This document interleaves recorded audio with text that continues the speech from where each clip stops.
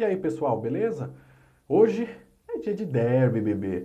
Hoje é dia de um campeonato à parte. Enfim, toda aquela coisa que eu e o Ronaldo a gente sempre fica falando. É o motivo da gente ter esse canal. É a rivalidade que faz a gente se apaixonar e odiar, às vezes, o futebol ao mesmo tempo. É esse tipo de coisa que carrega paixão, emoção e, enfim, como eu acabei de dizer, um campeonato à parte, né? Independente do que esteja em disputa, independente de que jogo seja, ou até de que esporte seja, um Corinthians em Palmeiras nunca é um jogo comum. Sempre é um jogo carregado de emoção, expectativa e vontade de vencer, com certeza, né?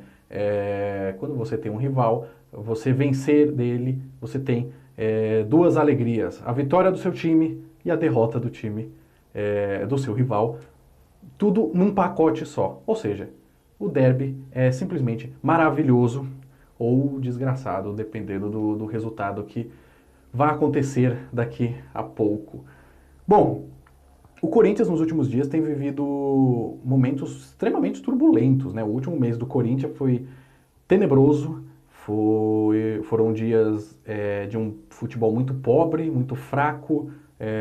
O Corinthians ficou 8 jogos sem vencer, teve o seu técnico demitido, o time com rendimento extremamente abaixo do esperado, tomou uma sapecada do Flamengo e depois de demitir o Carille, acertou com o Thiago Nunes. Isso merece um vídeo mais pronto para isso. Eu vou esperar para ver se ele vai assumir o time depois do derby ou se ele vai deixar para o final do ano, mas depois eu vou falar um pouco mais sobre o que eu acho. Eu acho acertada a escolha. Quem acompanha aqui meus vídeos sabe que eu não teria demitido o Carille, teria esperado mais tempo, mas o demitindo, acredito que é uma boa escolha você fechar com o Thiago Nunes e não necessariamente arriscar um nome muito diferentão aí, ou arriscar um estrangeiro simplesmente pelo fato de ser estrangeiro, né? Como se todos os técnicos que fossem vir de fora agora fossem acertar. Tem muito técnico bom lá fora, mas não é todos que vão chegar que vão resolver os problemas dos times aqui, né? Então eu acho que sim, é uma boa escolha. Vamos ver qual vai ser essa filosofia de time dele e o que a gente vai esperar dele pro ano que vem.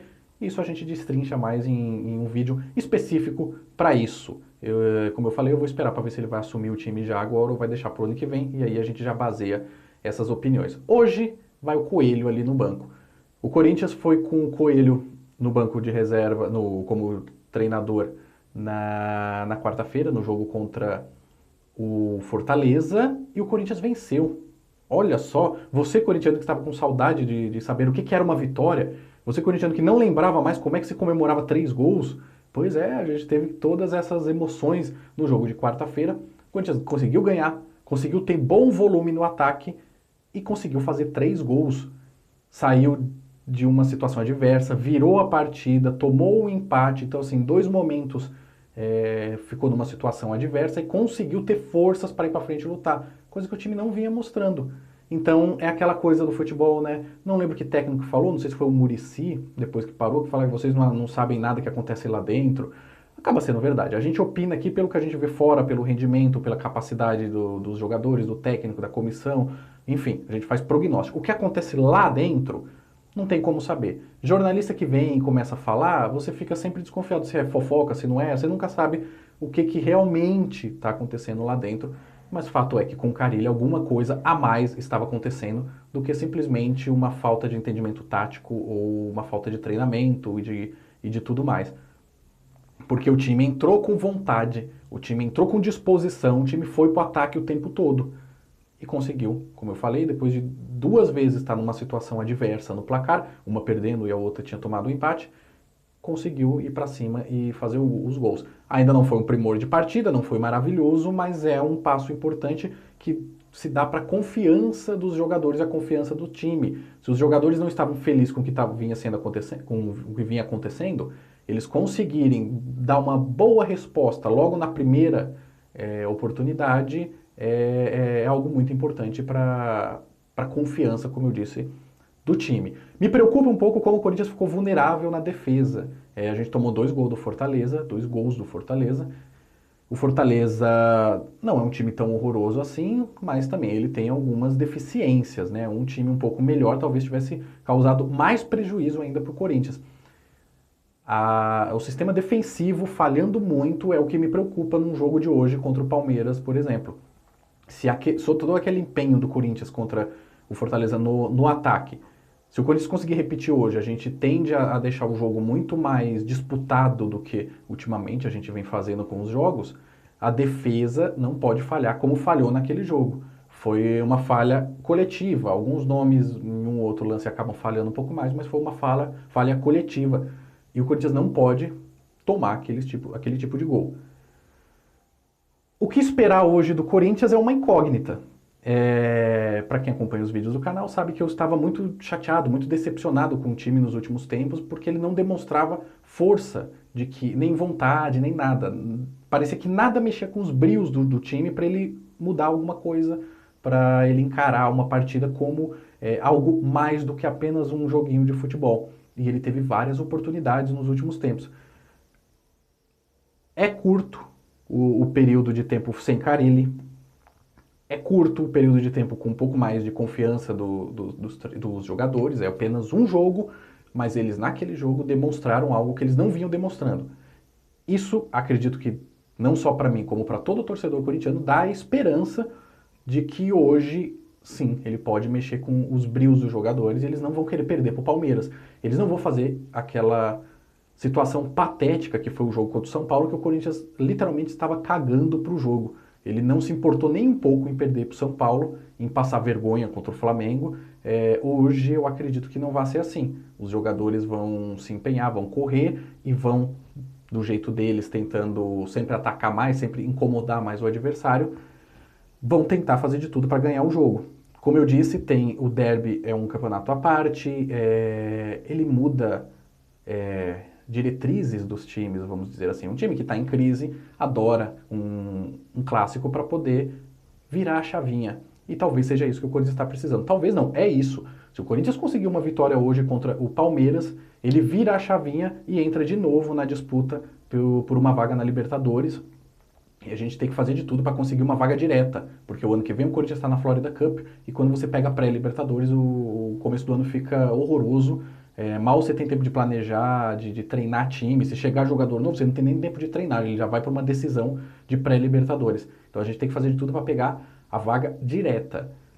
Vencendo hoje, você muda a chavinha, o time fica confiante e daqui para o final do campeonato você tem vários jogos onde o time pode pontuar. E como eu já fiz aqui, já destrinchei os últimos jogos, né? O Corinthians não precisa ganhar todos os jogos. Tem alguns jogos chaves e se o Corinthians pontuar nesses jogos, ele consegue a classificação, eu acredito, né? Tento fazendo um prognóstico aí. E quem lembra do vídeo que eu falei isso, nem esse jogo do Palmeiras eu estava contando. Mas claro, eu contava com os pontos lá do CSA. Então a gente precisa recuperar aqueles pontos que a gente perdeu para o CSA de alguém. Nada melhor do que num clássico, como eu falei, muda a chavinha e o time fica mais confiante. Como eu disse, tudo muito cedo, a gente não sabe o que vai acontecer com o time, mas esse time já me dá um pouco mais de esperança, né? Depois de assistir o jogo contra o Fortaleza, me dá uma esperança de que esses jogadores podem mostrar um pouco a mais do que estavam mostrando. Bozelli, maravilhoso no ataque, isso prova que boa parte da torcida estávamos certos em cobrar que ele tinha que ter mais continuidade, que ele tinha que ser o titular do time. A gente começa a ver que é uma falha do Carille realmente não ter aproveitado muito bem o Bozelli. Aproveita a oportunidade, é bom de posicionamento, ele é bom no cabeceio, que me surpreendeu, não igual o Gustavo, mas ele consegue dar direção. O Gustavo consegue ganhar todas as bolas aéreas, ele consegue dar direção na bola, quando a bola vem pelo alto, além de ele voltar, tocar bem a bola, procurar o jogo. Enfim, o Bozelli finalmente mostrou que veio e, como já foi dito aí por todos os torcedores, tomara que ele queira ficar para o Corinthians em 2020, porque daí é um reforço que a gente já tem. Um centroavante é uma preocupação que a gente não tem.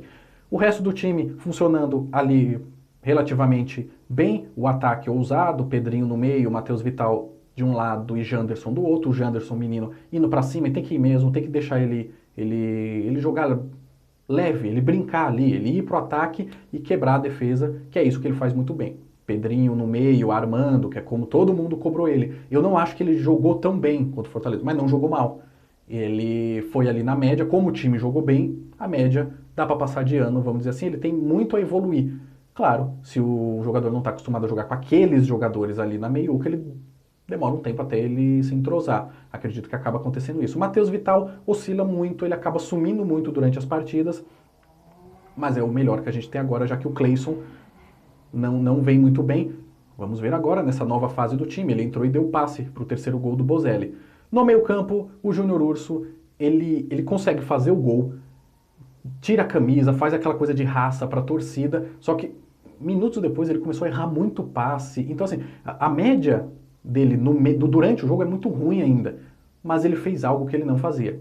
Ele foi para o ataque, ele fez o gol e ele chegou algumas vezes no ataque. Ele não estava fazendo isso no Corinthians. E é uma jogada muito importante você ter esse elemento surpresa que vem de trás. Eu não preciso enumerar aqui vários jogadores que a gente tinha que fazer essa função e que fazia a gente ganhar jogos. Tem que melhorar a concentração durante o jogo todo, melhorar a marcação e principalmente o passe, que de vez em quando ele dá uns passes meio dispersos e erra muito. Na linha defensiva, o Michel, na lateral direita, eu achei que jogou bem, foi muito acionado o Michel e jogou bem dentro do possível. A gente espera agora que o Fagner, quando tiver condições, acredito que ele não volta hoje, mas quando ele tiver condições, ele consiga voltar àquele futebol do Fagner que a gente conhece. Danilo Avelar não compromete tanto, mas não entrega tanto. O Danilo Avelar entrega, eu digo, no setor ofensivo, né? Entrega pro time. Falta algo no Danilo Avelar, é um ponto falho, mas eu acredito que ele ainda assim na defesa passa um pouco mais de confiança do que no Carlos. O Carlos acaba sendo um pouco afoito na defesa, um pouco falho, talvez o Avelar seja a melhor escolha. Na defesa, o único ponto que eu acho que eu trocaria do time, que ele foi de Gil e Manuel, eu talvez fosse com o Bruno. Entendo, porque o Bruno tem 20 anos, a gente cobra, a torcida do Corinthians cobra que ele tenha que ser titular, ele é uma boa revelação do time uruguaio, da seleção uruguaia, seleção de base uruguaia, só que ele tem apenas 20 anos, ele tem muito a crescer ainda. Então, eu não tenho dúvidas que o ano que vem a defesa titular do Corinthians é Gil e Bruno. O Manuel, vigor físico, força, presença, e ele realmente, ele começou bem o ano, depois ele começou a dar umas entregadas. Entendo a utilização dele, entendo que ele pode sim fazer um bom papel, ele pode usar um pouco mais a experiência num jogo importante como esse, né, que é o clássico. Então entendo a escolha dele, pelo menos momentânea, e depois a gente vai ver o que acontece. Ao que tudo indica, o Cássio não joga também, eu não olhei as notícias hoje, o Coelho não divulgou quem vai jogar, mas ele vinha de contusão também, assim como o Fagner, acredito que ele possa não jogar. O Wagner Love, ao que tudo indica, vai para o banco, volta para ser opção, acho ele importante para entrar no segundo tempo. Dependendo da situação, entra no lugar do Bozelli ou até forma uma dupla de centravantes com o Bozelli. Depende muito do que estiver acontecendo no jogo. Rapaz, tem bastante assunto, né? A gente fica acumulando muita coisa para falar e quando resolve falar, vai essa metralhadora para cima de vocês. Mas, enfim, o importante hoje é o jogo, o importante é o derby. Eu acho que eu falei um pouquinho das minhas impressões que eu tenho aqui. Como eu disse, eu tô com um sentimento que eu acredito que seja da maioria dos torcedores do Corinthians, que aquele jogo contra o Fortaleza, apesar de ser apenas um jogo, mostrou que você pode confiar no time, sim. Que você pode acreditar, aliás, voltar a acreditar que o time consiga algo melhor nesse jogo, nesse clássico e, consequentemente, no resto do campeonato. É um jogo muito importante, tanto para a pontuação, tanto para o campeonato, quanto para a gente ganhar confiança. E nada mais gostoso do que ganhar de um rival, não é? Vamos ficar na torcida. Vai, Corinthians! Agora sim, confiamos na vitória, confiamos que vocês possam fazer um bom papel lá dentro e representar a nossa nação. Depois do jogo, eu venho fazer aqui o pós-jogo. Espero que eu esteja aqui tão contente quanto os corintianos nesses últimos jogos. E nesses últimos jogos, não, nesse último jogo contra o Fortaleza, eu espero que eu esteja aqui feliz e comemorando uma vitória e um bom jogo do time, um jogo competitivo e, se possível, uma vitória. Até a próxima!